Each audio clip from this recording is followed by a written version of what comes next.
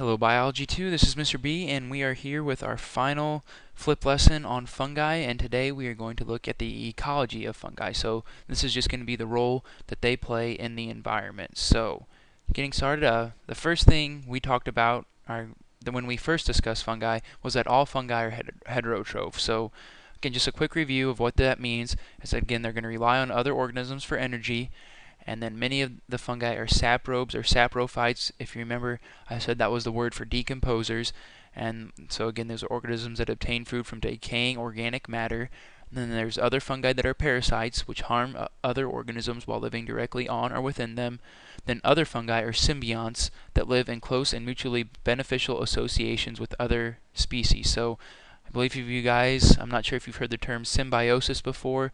That just means living a relationship in which both parties benefit. So a symbiont is just one member of that beneficial party there. So some fungi are symbionts, and we will discuss those more in a second. So again, what is the main role of fungi in our natural ecosystem? So out of all those four that we just talked about there, what is their main role? So the main one is actually as decomposers as a saprophyte. So they maintain an equilibrium in nearly every ecosystem where they recycle nutrients by breaking down the bodies and waste of other organisms. So their key role, and when it comes to ecology, is to break down all the dead matter that we have. There would be stuff piled up all over the place if we did not have fungi. Because if you think about it, it's probably a pretty regular occurrence that a squirrel dies, that a rabbit dies, that a tree falls, and it dies. So when you walk out in the woods, that stuff just isn't laying everywhere. So fungi play a key role in making sure that that stuff just does not pile up. So that's main role, decomposing. However, they do serve other roles. One of those roles is as a parasite, so we're going to look at some problems that parasitic fungi cause. So parasitic fungi can cause serious plant and animal diseases, and then as well as a few can cause disease in humans. So first off, we're going to take a look at some plant diseases.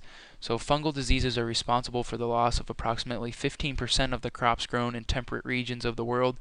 The region we're in is temperate, so fungal diseases are going to cause us to lose 15% of the crops here in the state of Illinois. So if you guys see the planes again buzzing over all the fields that we have around here, which I'm sure you have, a lot of those planes are actually spraying what's called the fungicide, which is going to kill funguses. So in tropical areas, however, where there's high humidity favors fungal growth, the loss of crops is sometimes as high as 50%. So humidity is a big factor in determining the growth of these funguses. So lucky for us, we're not in a tropical area, or else we could have high as 50% of our crop loss is going to come from fungi. So a couple examples of some plant diseases are corn smut and wheat rust. So we're going to take a look at a picture of those. So here is what corn smut looks like. As you can see, at the bottom you can see the normal corn, and then there's these big purple masses growing on the on the ear of corn there. So those purple masses are the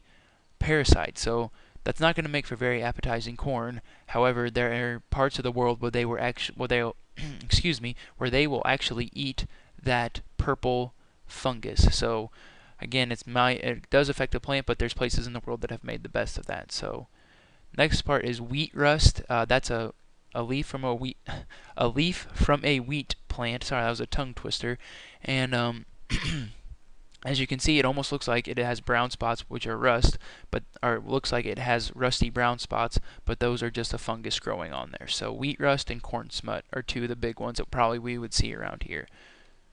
So a couple human diseases that we might see would be athlete's foot, ringworm, and thrush. So ringworm here, again, we'll look at a picture. I'm not sure, it says it came from a vet school, so that looks like it would be maybe on an animal or of some kind, but you can see the circular growth pattern here. Remember, we said ringworm is not caused by a worm, it's caused by a fungus. So there's a picture of what a ringworm might look like. So we're going to shift gears now and talk about the last role that they play in ecology, and that's as symbiotic relationships. So remember, symbiotic relationships are relationships in which both parties benefit. So some fungi form symbiotic relationships in which both partners benefit, and I just said that.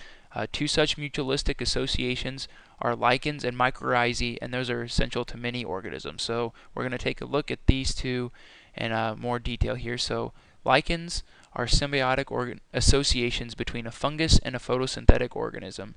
So the photosynthetic organism is either a green algae or a cyanobacterium or both. So if you were to um, walk out and to look for a lichen, they basically just look like crust growing on rocks.